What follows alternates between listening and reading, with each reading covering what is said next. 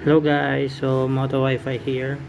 At nung nakarang linggo nga, nitong Saturday ay kumuha tayo ng Freedcon natin para may magamit tayo sa ating pagmumotor at saka preparation na rin to para sa pagbili natin ng action camera na pwedeng i-pair si Freedcon.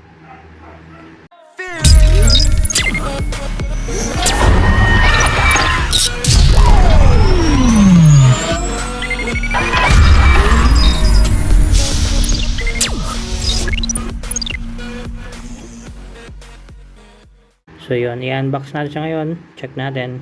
Ang kinuha pala natin ay si Freedcon FX. Okay, so si Freedcon FX. Yung specs niya, ang color na nakuha natin is black. Okay, black yung ating nakuha. And then, kasama nito is yung Bluetooth main unit, headset clamp, microphone and ear speaker, headphone and microphone and velcro. Teka lang, nag-blur siya. Yan, microphone and headphone and microphone, velcro at saka USB cable. Ito yung specs nya, although makikita nyo din sa website. So siya. So, Bluetooth version niya is 5, frequency is 2.4 GHz, weight is 47 grams lang. Size is 84 by 40 by 20 mm. So, standby time 1 month pag hindi ginamit.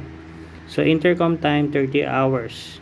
So, ito, intercom hours is yung kapag kayo sa mga naka-connect sa iba't ibang intercom. Then, phone talking kapag meron kayong kausap sa cellphone, syempre. Kasi ang Freedcon pwede may pair sa cellphone. Hindi lang to Freedcon to Freedcon. Travel adapter is 5 volts. Open. Pag meron kayong step up, pwede siyang i-charge dun sa motor. Battery type, rechargeable lithium polymer. Okay na yan. Battery material, lithium ion polymer. Battery model 802060 yung not sure kung meron dito. 1100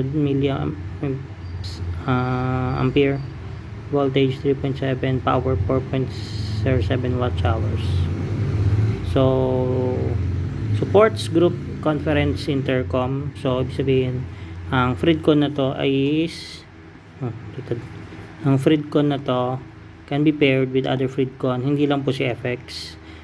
Freedcon T-Max Pro at saka iba pa. Unlike dun sa isang Freedcon pala na for lang cellphone pairing. Maximum group intercom range depends on actual using circumstances. Siyempre may mga area na high frequency. Yan. Supports to stay connected to your smartphone, MP3 player or GPS navigation system. Ito yung gawa ko dati. Actually, ang gawa ko dati, yung phone ko, wala pa akong phone holder kasi dati. Yung phone ko, lalagay ko sa bulsa, naka headphone ako, kaya Bluetooth headphone.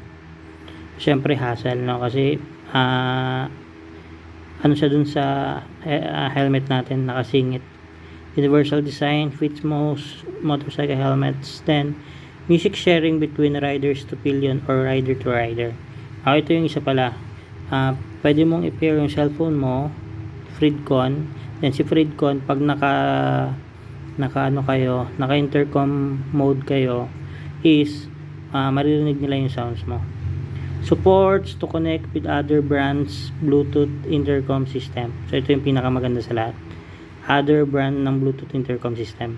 So hindi lang po si Freedcon, pati pa yung ibang model brand ng Bluetooth. Chen, unbox na natin. Tapos na tayo sa specs. Oops. So, saan ba tayo mag-unbox dito? Ano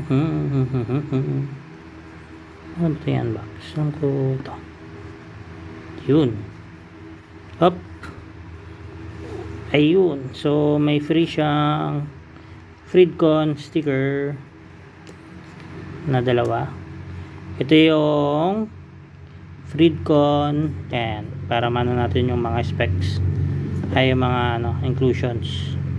So Freedcon main unit, yan. So ito yung Freedcon main unit, nalaglag, yan, lagyan na natin yan.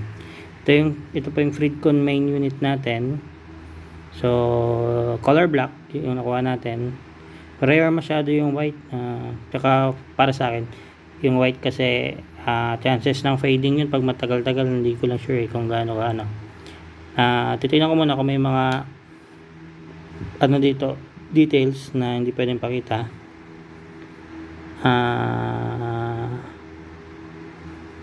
Wala naman halos, no?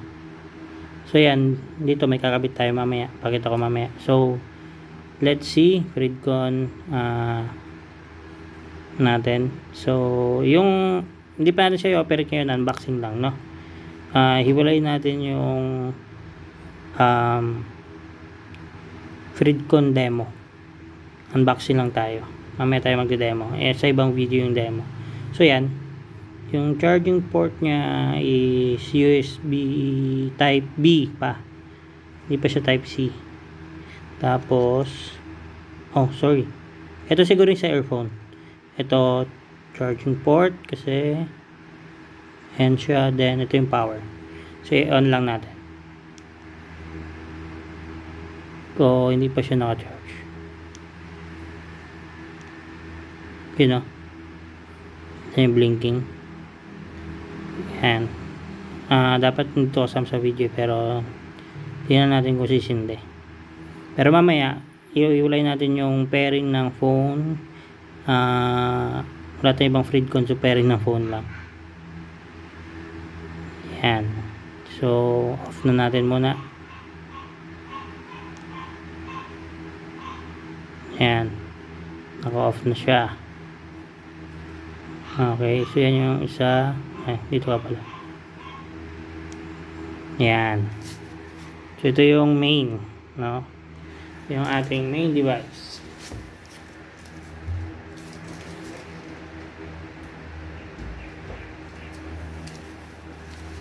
After ng main, tanggalin natin. Lagyan natin dito.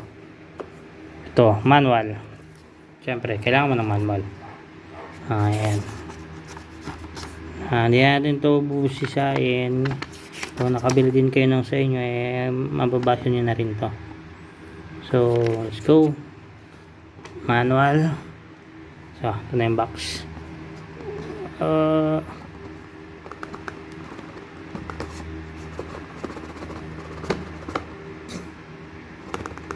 Ay, lumabas. Hop, yeah. Mani popcorn.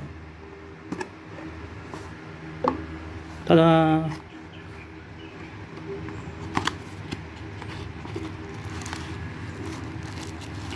So, ito is yung ating unahin natin muna yung isa para by order tayo. So, headset clamp. So, ito yun. Ito yung headset clamp. So, yan. Headset clamp. Tapos 3M. No, if gusto mong ikabit na sa iyong helmet. And then, ito naman yung preferred ko. Yan. So, ito kasama na sa ating ito naman, ini-strap lang to. Isisilid mo lang to sa helmet. Ito kasi nakadikit na to sa helmet.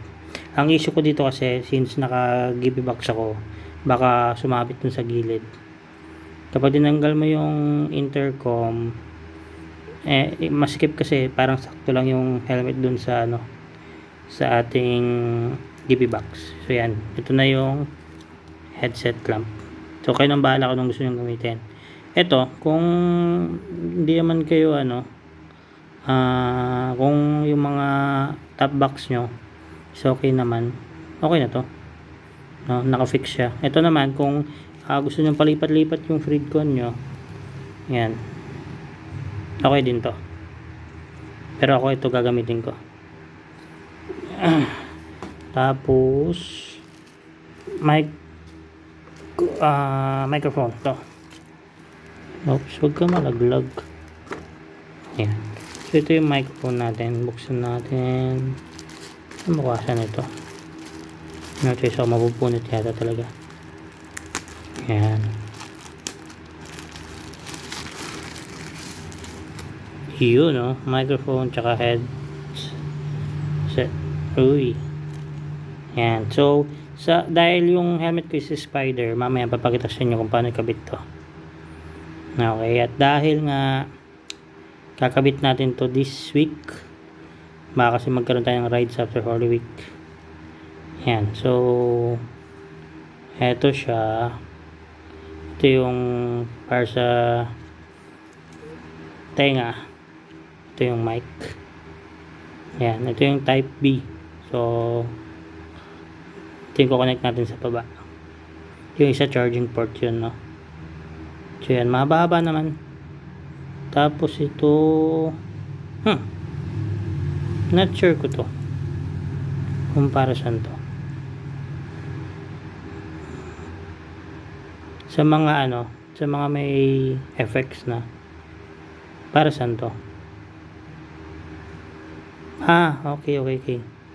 So I think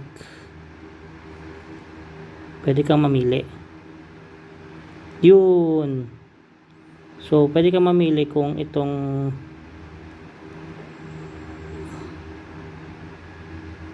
yun, hindi ko na kailangan ng comment. Presente. So ito nga. So pwede kang mamili kung ano mas maganda. Pwedeng ito. Pero tingin ko maganda to kapag half face eh. Ito naman pag full face, mas bet ko to kasi nakaano lang siya hindi siya sasangga dun sa ano mo. Correct me if I am wrong. Comment down kung anong setup nyo, kung using this mic or using this mic. Okay, at kung anong helmet mas better yung ganto at saka mas better yung gantong mic. Okay, so yan na yung ating microphone. Next is yung ating mga headphone tsaka microphone velcro. Dalawa para sa mic ay sa headphone. Dalawa ulit. Velcro. Ito naman yung sa mic na yung isa walang velcro yun kasi tingnan natin kung may velcro. Wala, direct yun. So ito yung velcro pa dun sa isang mic. Yan, kompleto naman. Hindi nga kompleto may pasobra. Kompleto na may pasobra. And then lastly, syempre yung ating cable.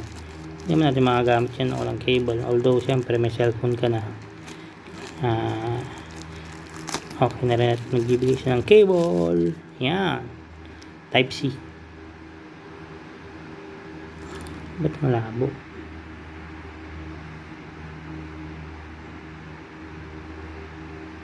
Yan. Masyado malapit kasi yan. Type C cable. Okay. So, kompleto na po tayo. So, we have your main. Diyan ba natin pwedeng karga ito na mababasa. Yan.